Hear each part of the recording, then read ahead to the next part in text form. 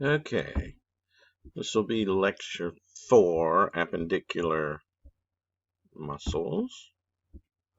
So, um, some of this is a little bit out of order, but I'll be skipping around a little bit. Um, so, muscles that act on the pectoral girdle. So we're starting up top. Um, so, as you can see, everything with a box around it. That's pretty much fair game. This should all be in your lab book or your study guide. So let's look at this. Once again, this superficial on this side, deeper on this side.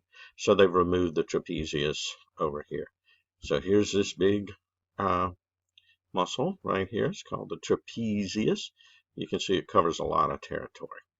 Okay. Now, it's going to be over here. This is the medial border of your scapula, by the way. So this muscle that's connected to it, when it contracts, it's going to pull it up, hence the name levator scapulae. So it elevates the scapula. Okay. This muscle, although they kind of have it cut and reflected a little bit here, these have a rhomboid type shape, which is just a geometric shape, kind of like a rectangle, but a little bit kicked over. So rhomboid minor, rhomboid major. We'll set major's been cut here. So once again, the minor is on top. Remember, we said that's kind of like a little unwritten rule about the minors and the majors when you're talking on the torso. Not necessarily axial muscles, just on the torso here. So rhomboid minor is up here, rhomboid major is down here. So you can see rhomboid major inserts all along that medial border of that scapula, right? And the rhomboid minor inserts right at the base of that spine on the medial border. So these are going to retract the scapula. Okay, so there's some other muscles we can see, and we'll get to them, like supraspinatus, infraspinatus, deltoid. We'll get to those. All right, so now we flipped around to the other side. Okay, so the pectoralis major has been pulled up so that you can see under it. So here's the pec minor, right? It's originating on these ribs. I keep getting different origins on this. Some books will say 2, 3, 4, and 5. Some will just say 3, 4, and 5. Most of the drawings I ever see, it's originating off of 2, 3, 4, and 5. And it's inserting on the coracoid process up here. Whoop. But you notice this does not follow your little rule. You had to peel the pec major up, pectoralis major, and the pectoralis minors underneath it. Okay. Now, oh look, you can see a little bit of the trapezius even from this view. There's your serratus anterior muscles. So these come off, you can't see them all, but it's originating on ribs 1 through 9. So they look like a knife edge when they're really hyperdeveloped. It'll look like a serrated knife. Zoom, zoom, zoom, zoom, zoom. Kind of like a steak knife, right? Kind of serrated. This is the origins, these ribs, don't forget. Where's it inserting? It's going all the way around the back and underneath the scapula, and it's grabbing that medial border of the scapula. Now, it's under. It's kind of hard to picture on this two-dimensional, but it's under here, and it's grabbing the medial border. Where the rhomboid major and minor is kind of grabbing the other side of the medial border. Okay, so what's the serratus anterior is going to do? It's going to protract the scapula, bring it forward. So like a tennis player or a boxer, they're going to have real hyperdeveloped serratus anterior muscles. On the cat, they call that the serratus ventralis. Same thing, but it's really cool because you can see it, and it's off of ribs 1 through 9. It makes a real cool effect on a dissection. All right, so let's go on down the arm. What's going to move the arm? Okay, so we're still talking about the pectoral girdle here. All right, I would never show these here. I don't like them. teres minor, teres major. I'd never show it on a view like this. Not that great. But once again, the minor is on top. See, teres major is here. I have a better picture of these with some of these muscles out of the way. There's a deltoid. Okay? That's where you end up giving a lot of intramuscular injections on an adult. So if you're given a shot, a lot of times it'll be in the deltoid versus the glutes. Okay, so here's the spine of the scapula. Let's get oriented. Above it here is going to be supraspinatus. I love it because it's named right after the fossa, supraspinous fossa. Well, what's named after the infraspinous fossa? The infraspinatus, right? And then if you flip this guy over and looked underneath, in the subscapular fossa would be the subscapularis. Okay, and we'll talk about those more later. But here you can see a little bit of the subscapularis. Okay, so let's look. I like the name of this one, coracobrachialis. So it's going from the coracoid process down to the brachial region, which is this humerus, right? Coracobrachialis. So we're not really going over all of the origins, insertions, and actions here, but I just want you to kind of think and kind of get an understanding. This is more stable than this. So the coracoid is the origin, right? Down here on the humerus, that's your insertion, where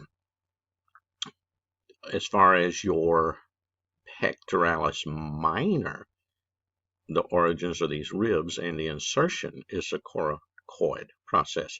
So it's nothing magic about the bony landmark. You notice for one muscle, it can be an insertion, and for then another muscle, it can be called an origin. So it's a relative thing. What is the most stable, right? And on the pec minor, the ribs are the most stable, so that automatically makes them the origins, right? Where this will move, so that's the insertion. On the coracobrachialis, this is a tad more stable than the arm, so this is the origin. That's the insertion. So just wanted to make that point clear. So I like it when they take everything away so you can see. So there's your subscapular. It's really nice. There's your, you can see your teres major now. They're not showing the minor. And there's by the way, there's your short and your long head of your biceps. Really nice. Okay. There's your deltoid. There's your pectoralis major. You can barely see a little of the coracobrachialis over here. Okay. But if I'm going to show you coracobrachialis, it'll be on a picture like this. Don't confuse it with the short head of the biceps brachii. They're right next to each other. So make sure you know which one's what. Right? It's kind of easy to figure out. Just keep going. Oh, that's biceps brachii.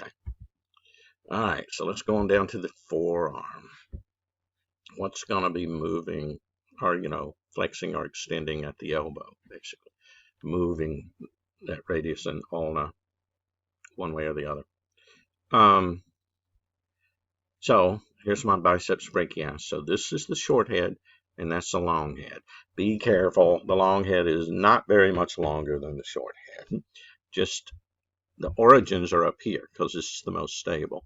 The insertions down here, you can't see it, but it's on the radial tuberosity. That's the most movable. So the most stable is up here. So the origin of the short head is going to be the coracoid process. The origin of the long head is going to be the supraglenoid tubercle. Remember, I kept pointing that out on your last lecture, skeletal lecture. And if it didn't show up on your test last time, it'll probably show up this time, right? That's why I kept pointing it out. So that's your biceps brachii. It has two heads. If you pull that biceps up and you look under it, there's going to be another muscle. It's kind of wide, but it doesn't cross two joints like this one does. Biceps brachii crosses two joints, so it's going to have two actions. It's going to flex here, and it's going to flex here.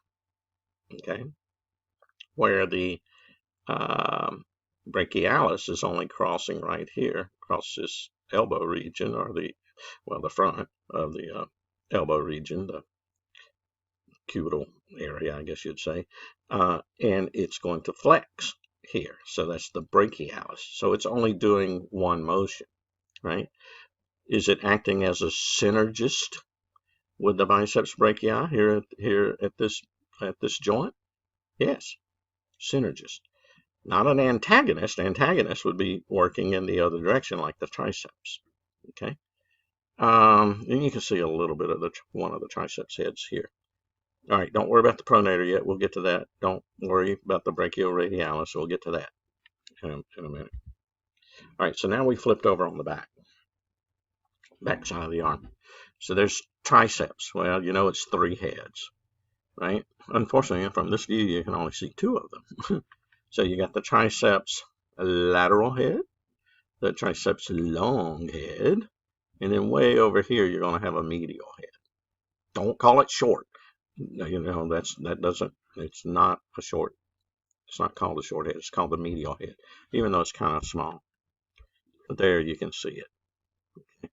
Just not seeing it on that other drawing very well. All right. So the long head is the only one that crosses 2 joints. So the long head technically is going to be responsible for extending at the shoulder, right? All 3 of them, lateral, long, and medial, they all go down to this olecranon process on the elbow here. And so they're going to extend there. So the triceps brachii and the biceps brachii are true antagonists, right? Because the biceps brachii flexes at the shoulder and the elbow, and then the triceps does the opposite and extends at both places. All right, brachioradialis, pretty big guy. Okay, let's see if I got a better look. Here we go. Brachioradialis. I love it when they name this. You know, it's hooking from the brachial region down on the radius, down to the radius.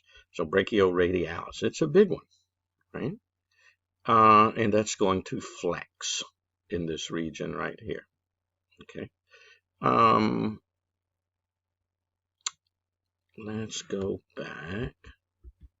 Now they've pulled everything away. They put the brachioradialis away, all those other flexor muscles away, the biceps away, the brachialis away. So you can see under here, we got this muscle and this muscle. So this is the pronator teres. Well, this is the supinator. So supinator, you're going to, if your arms are out parallel with the floor, right, it's going to turn your palms up towards the ceilings, like you're holding a bowl of soup. That's the way I remember it. I know it's spelled differently, but it helps, right? So that's the supinator muscles do that. The pronator teres, make sure you say teres, which means earth, by the way, because there's also a pronator quadratus down here. I don't think we're responsible for that in our study guide or lab book. But do differentiate. Don't just call this pronator. You'll only get half a point since there's 2 of them. Okay. So let's go in here. This is medial epicondyle, and it's going across to the radius over here. Look at the supinator, lateral epicondyle of the humerus. And you would think it's going across to the ulna, but nope, it stops on the radius too. So it doesn't have real good leverage. And you can feel when you do a supination, it feels weaker than when you do a pronation. Okay. Alrighty. So this is a great view. On the models, I have some models. Hopefully I can get some pictures of those. It's not this clear on the models, but you can see them. Okay. Here we are. You can still see some of the pronator, right? There's your brachioradialis. Now let's look at these guys. These are flexors, right? Okay. So find this one. See that tendon is above your retinaculum down here? And that's the one I told you about once upon a time when we were talking about tendons. And if you follow that up, that's going to be your palmaris longus. Now, everybody, it's not above the retinaculum, but about 90% of people it is. Okay. that's usually the way I show it. If I'm doing it on a cadaver, I'll put a probe under here so it really picks that tendon up so that then the student can follow it this way and go, oh, that's the palmaris longus. Right? It's long and it goes towards the palm. Okay, so then it's a piece of cake because if I pin the muscle right next to it, going laterally towards the thumb side, towards the radial side, flexor carpi radialis. Pretty easy, right? So it's a flexor. This is the carpal region, and then it's on the radial side.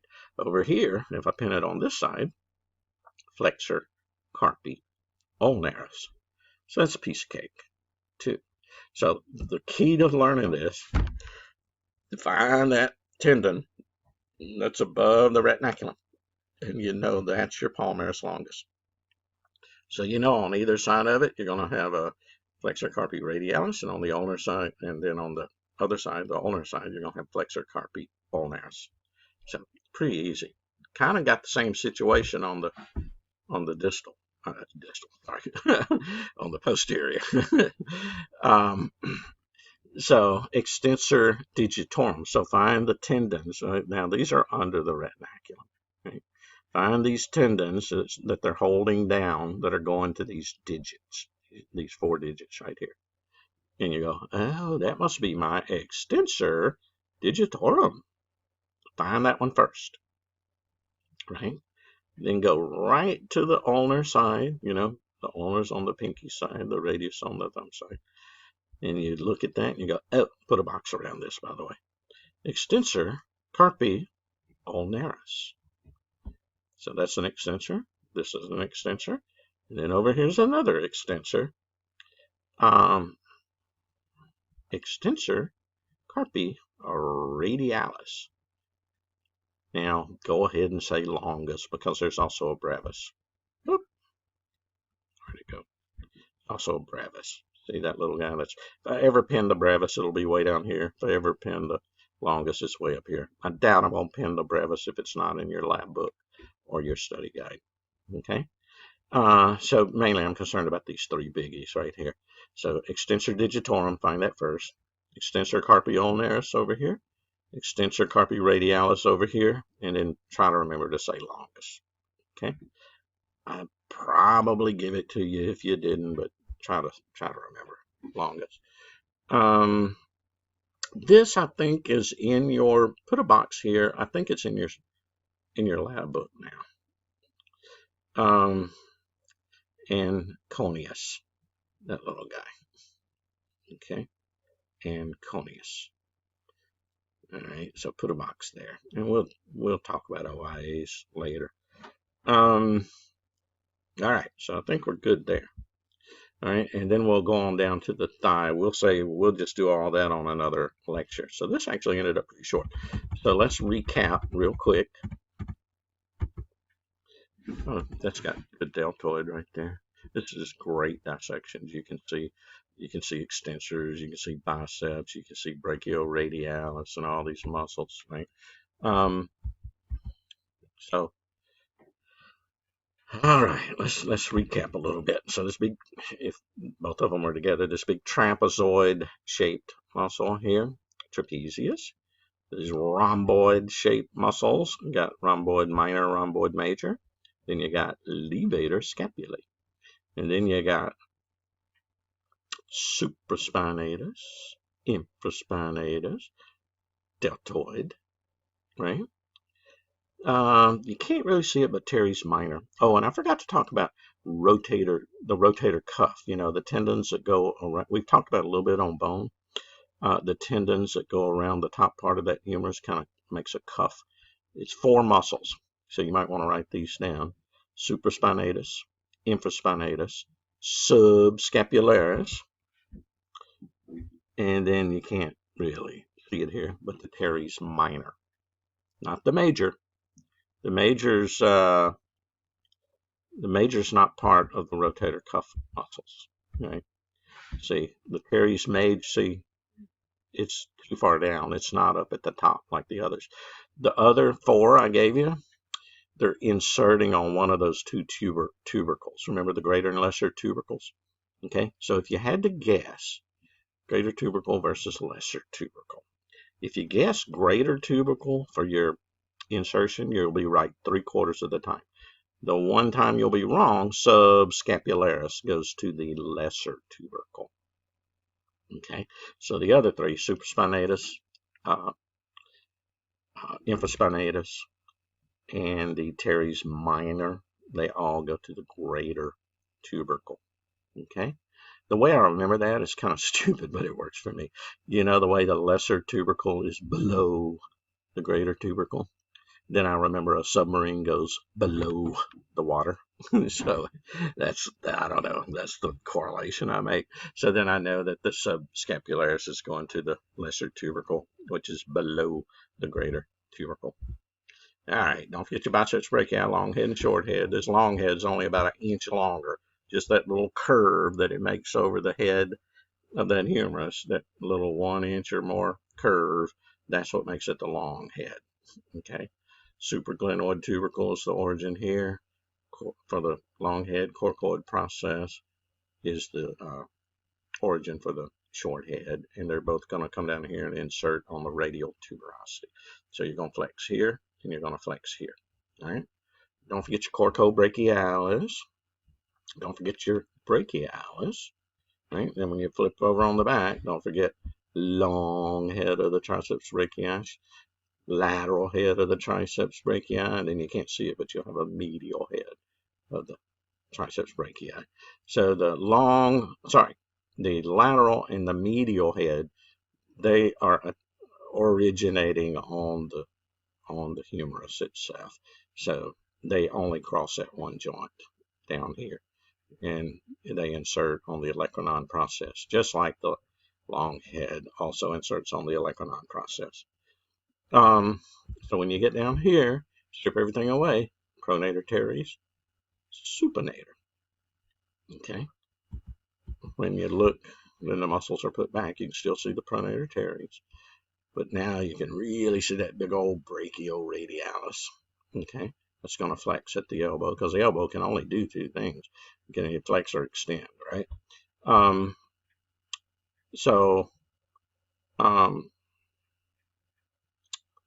Then these three flexors, and flexors on the arm here, they tend to be stronger than the extensors, because think about it, you know, when you're a baby, or if you're a baby chimpanzee, you really have to hold on to mom, right? So those flexors have to be strong.